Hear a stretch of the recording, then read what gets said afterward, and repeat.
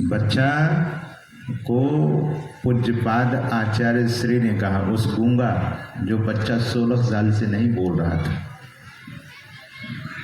उससे कहा गया कि ऐ बच्चा बोलो श्री सद्गुरु महाराज की जय। तो बच्चा भी पीछे से कहता है श्री सद्गुरु महाराज की जय।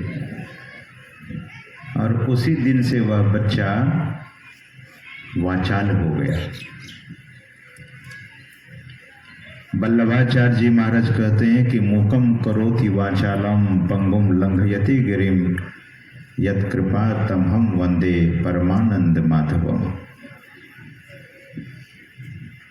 The grace of Sadguru, the grace of Supreme Personality of the Godhead, the Supreme God can be done anything, कुछ भी हो सकता है। इसलिए वल्लभाचार्य जी महाराज कहते हैं मूकम करोति वाचालम, मूक को वाचाल कर सकते हैं। पंगुम लंघयति गिरिम, लंगड़ा पर्वत को लांघ सकता है। कैसे? यत् कृपा तमहम वंदे परमानंद माधवम, उस माधव की कृपा से, उस कृष्ण की कृपा से, उस परमात्मा। देवकी, माता देवकी और श्री वसुदेव जी जो भगवान के माता पिता थे, जन्मदात्री माँ देवकी है और पालने वाली माँ यशोदा है भगवान श्री कृष्ण को। जन्म देवकी के कोख से लेते हैं और दूध माता यशोदा का पीते हैं। भगवान की लीला देखिए।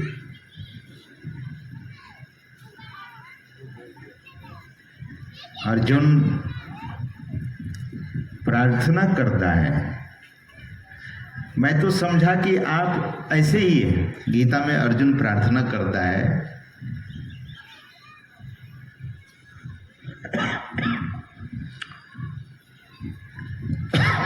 सखेति मत्वा प्रसभं यदुक्तं हे कृष्ण हे यादव हे सखेति अजानता महिमानं तवेद मया प्रमादात् प्रणयेन वापि। अर्जुन भगवान से कहते हैं कि मैं अज्ञानवश, अजानता महिमानं तवेदम त्वम इदम महिमानम, आपकी महिमा को मैं जान ही नहीं सका। क्यों? क्योंकि मेरे अंदर अज्ञान है। सज्जनों, परमात्मा सर्व समर्थ है।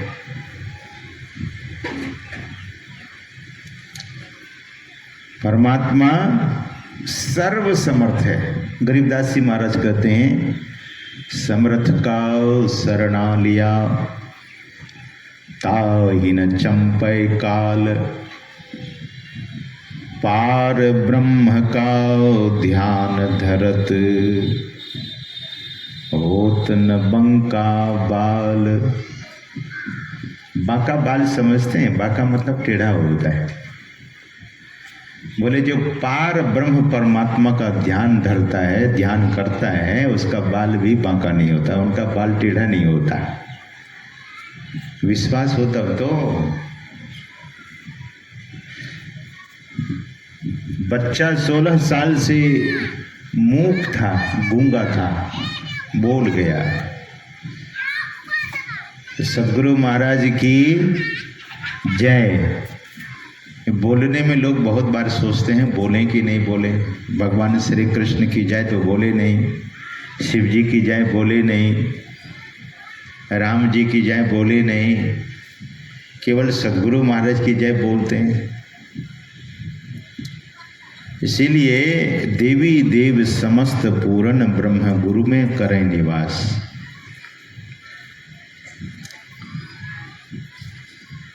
जैसे पेड़ के जड़ में जल डाल देने से पूरे पेड़ को पहुंच जाता है, उसी तरह से संत सद्गुरु को, परमात्मा को प्रणाम करने से सबको प्रणाम हो जाता है। उनकी जय करने से सबकी जय हो जाती है। इसका मतलब ये नहीं कि शिव जी कुछ है ही नहीं, इसका मतलब ये नहीं कि भगवान कृष्ण कुछ है ही नहीं, इसका मतलब ये नहीं कि भगवान श्री राम जी कुछ है ही नहीं, इसका मतलब ये नहीं कि हनुमान जी कुछ है ही नहीं। हनुमान जी संत हैं, भगवान श्री राम मर्यादा पुरुषोत्तम परमात्मा के अवतार हैं। ऐसा है, प्रणाम करने में कहीं कोई अपराध नहीं होता है। आप अपने पिताजी को प्रणाम करेंगे, माताश्री को प्रणाम करेंगे तो अपराध हो जाएगा क्या?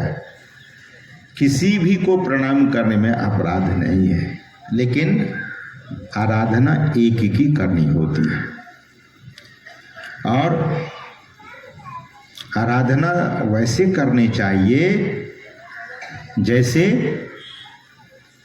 साधु संत करते हैं। सुबह भी मैंने कहा था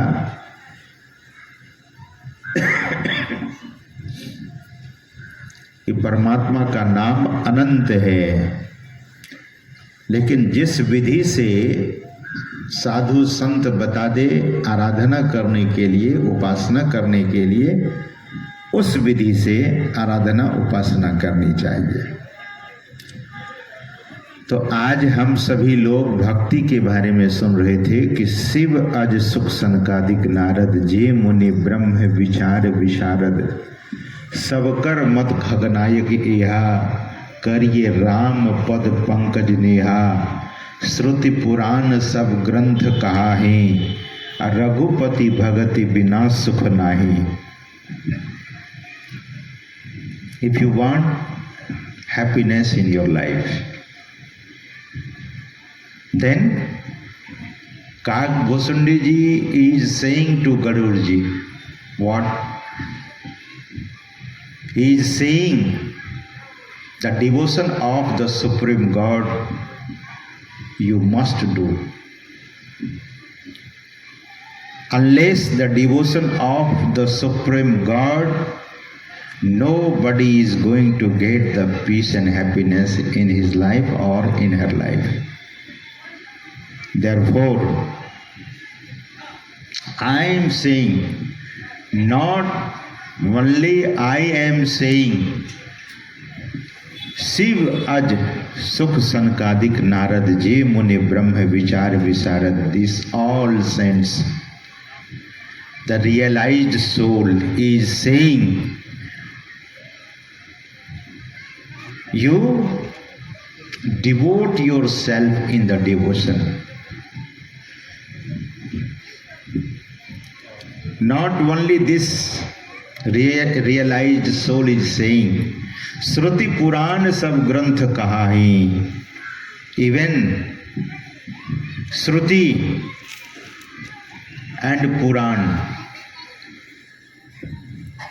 this all scriptures are saying, even the Lord Veda is saying, Raghupati भगति बिना सुख नहीं। जब तक परमात्मा की भक्ति नहीं करेंगे तो सुखी नहीं होंगे। सुविधा होगी आपके पास, you will have the expensive motor bike। लोग आजकल बुलेट ज़्यादा खरीदने लगे, बुलेट से भी आगे है मोटरसाइकिल और ऊंचा मॉडल का, हाई लेवल का। मैंने एयरपोर्ट में देखा, एयरपोर्ट में जब इमिग्रेशन होता है तो लोग लॉन्ज में जाते हैं, समय थोड़ा रहता है जब तक कि बोर्डिंग नहीं हुआ होता है। बोर्डिंग गेट पर लोग इंतज़ार नहीं करके एयरपोर्ट में जो लॉन्ज बना होता है, बहुत सारा ड्यूटी फ्री शॉप होता है, तो देखा एक मोटर बाइक लगा हुआ था। तो वहाँ सामान खरीदेंगे, उसी में से कूपन निकलता है। मोटर बाइक कितने का? 5 करोड़ का। 5 करोड़ का ये मोटरसाइकिल है। लोग तो कार नहीं खरीदते हैं। दिल्ली में 3 करोड़ तक का कार लोगों ने खरीदा है, मात्र 3 करोड़ का। दुबई में 15 करोड़ से नीचे का कार नहीं खरीदता वो जो शेख लोग हैं, बहुत धनवान होता है। और जो बड़े बड़े मिनिस्टर लोग हैं, बहुत बड़े उद्योगपति हैं दुबई में, अरब अमीरात में, उनके कार 300 करोड़ के, 400 करोड़ के होते हैं। लोहे का प्लेट लगा हुआ हो उसमें, लोहे का सही सोने का बॉडी बना हुआ है, लोहा नहीं होता, और हीरे जवाहरात जड़े हुए होते हैं उसमें। इस सुविधा है। This is all comforts. ये सब सुविधा है मन को। आजकल तो कुछ भी बात छिपी हुई नहीं है। दुबई अमीराट्स, अरब अमीराट्स के जो लोग होते हैं, चीता घर में पालते हैं। जो चीता होता है ना, घर में चीता पालते हैं, शेर पालते हैं। बहुत बार घटना हो जाती है, चीता कभी ऐसा मारता है कि जीवन को ही चपत कर देता है, लेकिन फिर भी लोग पालते हैं वहाँ। किस लिए? आप जब जाएंगे दुबई तो आपको लगेगा ही नहीं कि आप धरती पर हैं। हर जगह ऐसा सजा हुआ है, ऐसा चकाचौंध है कि हैरान हो जाएंगे। सिंगापुर जाएंगे, लेकिन दिस इज ऑल कंफर्ट्स, सब सुविधा है। सुख सज्जनों, सुख तो भीतर में है।